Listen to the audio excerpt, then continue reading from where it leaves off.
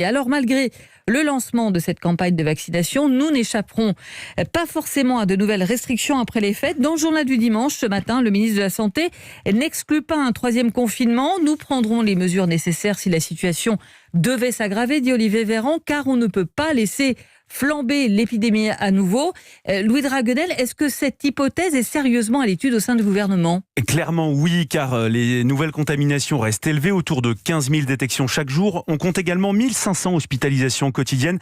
Pas vraiment une décrue donc, et autant dire que l'objectif des 5000 nouveaux cas par jour fixé par le chef de l'État s'éloigne, comme l'a reconnu ce matin le ministre de la Santé.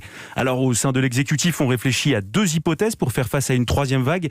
Première possibilité, un reconfinement plutôt classique, avec des modalités qui peuvent évoluer, notamment le retour des attestations, l'impossibilité de se déplacer pour des motifs non professionnels et le télétravail à nouveau généralisé. Deuxième possibilité, un durcissement des mesures actuelles, en abaissant par exemple les heures du couvre-feu et en imposant des limitations au brassage de population. Dans tous les cas, une question épineuse se pose avec les commerces dits non essentiels, car depuis la publication de l'étude du professeur Fontanet, on sait que la réouverture de ces commerces n'a pas eu d'impact dans la reprise de l'épidémie. Une certitude pour terminer, au sein du gouvernement, la possibilité d'un troisième reconfinement n'est plus du tout tabou. Et je peux vous le dire, plusieurs ministres se demandent même si cette troisième vague n'a pas déjà commencé.